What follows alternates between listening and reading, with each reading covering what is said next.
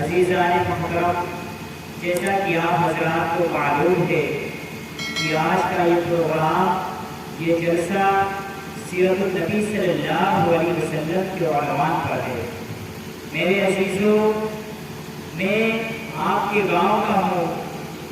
یہ جو اسٹیج پر علماء کرام تشریف فرما ہیں، ان کے حکم سے میں آپ حضرات کے سامنے تھوڑی دیر کے لیے خطابت کروں گا اور دعا کرتا ہوں کہ آپ حضرات سنیں گے اور اس پر عمل کریں گے۔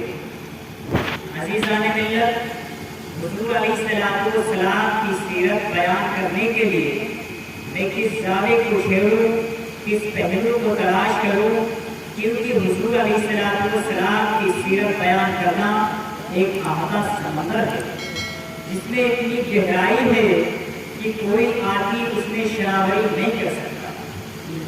اردو اور عربی کے لغت میں کوئی ایسا لفظ ایجاد نہیں کیا گیا کہ جس لفظ میں ختم رسل کے کمالات کا احاطہ کیا گیا ہو۔ کمالات سارے پیچھے رہ گئے، الفاظ سارے پیچھے رہ گئے، معنی سارے پیچھے رہ گئے، ماحولات سارے پیچھے رہ گئے، لغات ساری پیچھے رہ گئی، لیکن میرا نبی تاجدار مدینہ خاتم الانبیاء صلی اللہ علیہ وسلم سب سے آگے نکل گیا۔ اسی کو دیکھ کر مولانا ناصر حسن گیلانی نے کہا ہے، یوانے کو تو سب آئے لیکن مکے میں ایک ایسا محمد عربی آیا جو صرف آیا تو آنے کے لیے ہی آیا، وہ آیا تو آتا ہی چلا گیا، وہ پڑھا تو پڑھتا ہی چلا گیا، وہ چڑھا تو چڑھتا ہی چلا گیا، وہ گھوما تو گھومتا ہی چلا گیا۔ عزیزان ملت، حضور علیہ السلام کی سیرت ایک احاطہ سمندر ہے۔ 1400 سال گزر گئے لیکن ابھی کوئی بھی ہمارے نبی، آپ کے نبی خاتم الانبیاء تاجدار مدینہ صلی اللہ علیہ وسلم کی سیرت کی گہرائی تک کوئی نہیں پہنچ سکا، لیکن اس نے پھر بھی مقام و مرتبہ حاصل کیا ہے۔ دیکھیے، حضرت ابوبکر رضی اللہ تعالیٰ عنہ نے میرے نبی کریم صلی اللہ علیہ وسلم کی سیرت کے سمندر میں غوطہ لگایا تو صدیق اکبر بن گئے، عمر نے غوطہ لگایا تو فاروق اعظم بن گئے، عثمان نے غوطہ لگایا تو ذوالنورین بن گئے، علی نے غوطہ لگایا تو فاتح خیبر بن گئے۔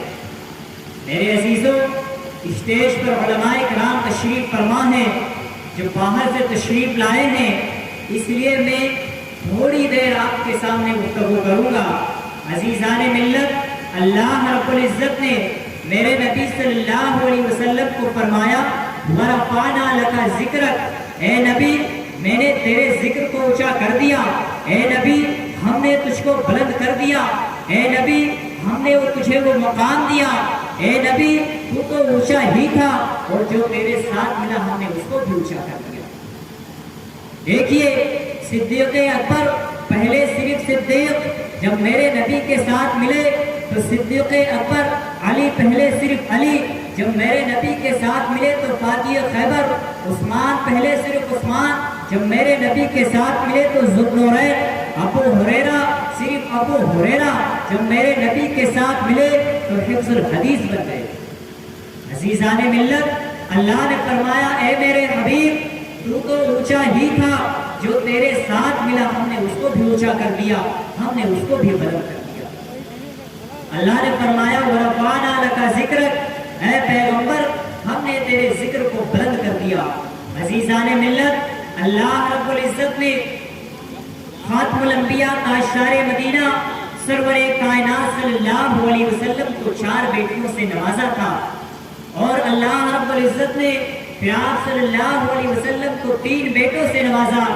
آپ صلی اللہ علیہ وسلم کا پہلا بیٹا قاسم، دوسرا بیٹا طاہر و طیب، تیسرا بیٹا اللہ نے ابراہیم عطا کیا۔ قاسم فوت ہو گئے، طاہر و طیب فوت ہو گئے، میرے نبی، آپ سب کے نبی خاتم الانبیاء تاجدار مدینہ صلی اللہ علیہ وسلم، ابراہیم جب بیمار پڑ جاتے ہیں اور آپ صلی اللہ علیہ وسلم کی گود میں ابراہیم ہیں اور آپ صلی اللہ علیہ وسلم کے دشمن خوشیاں منا رہے ہیں کہ نبی کی نسل اب نہیں چلے گی، معاذ اللہ۔ پہلا بیٹا تھا وہ بھی فوت ہو گیا، دوسرا بیٹا تھا وہ بھی فوت ہو گیا۔ اب یہ ابراہیم جب چلنے پھرنے لگا، نبی کے ساتھ گھوڑے پر سوار ہونے لگا، تو اچانک بیمار ہو جاتا ہے۔ تو مکہ کے مشرکوں نے دارالندوہ میں ایک میٹنگ بلائی، اور اس میٹنگ میں انہوں نے کہا نعوذ باللہ، محمد کا خاندان اب نہیں چلے گا۔ عزیزان ملت، پوری دنیا کا نبی آپ صلی اللہ علیہ وسلم بارگاہ خداوندی میں حاضر ہوتے ہیں اور عرض کرتے ہیں اے میرے رب، میں پوری دنیا کا نبی، آپ نے میرے دشمنوں کو کئی اولاد سے نوازے، ابو جہل کو کئی اولاد سے نوازے، شعبہ کو کئی اولاد سے نوازا۔ اے میرے رب، میں پوری دنیا کا نبی، آپ نے اسے 4 بیٹیوں سے نوازا، اور پہلا بیٹا دیا وہ بھی اٹھا لیا، دوسرا دیا وہ بھی اٹھا لیا۔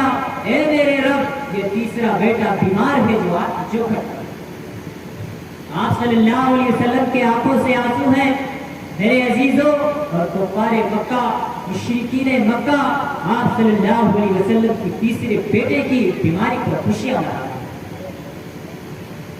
عزیزان محترم، ابراہیم انتقال کر جاتے ہیں، آپ صلی اللہ علیہ وسلم بارگاہ خداوندی میں عرض کرتے ہیں اے میرے رب، آپ نے میرے ذکر کو کیسے اونچا کیا؟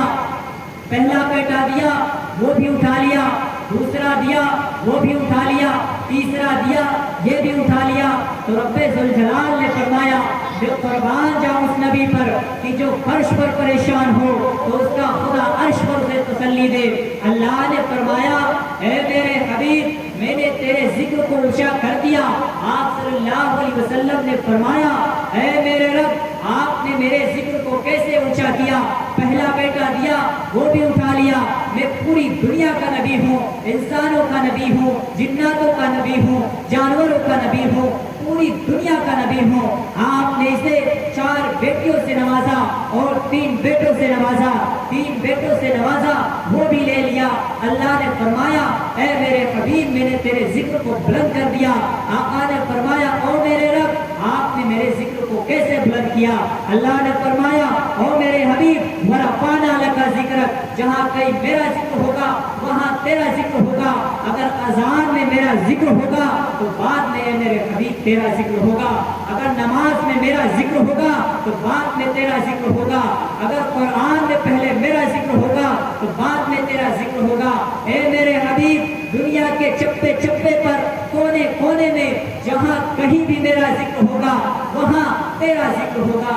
اللہ نے آپ صلی اللہ علیہ وسلم کو اتنا مرتبہ اور مقام کیا۔ عزیزان ملت، ہم میں اپنے اس بیان کو ختم کر دیتا ہوں، کیونکہ اسٹیج پر علماء کرام بھی تشریف فرما ہیں۔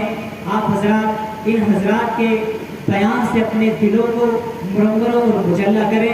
وآخر دعوانا الحمدللہ۔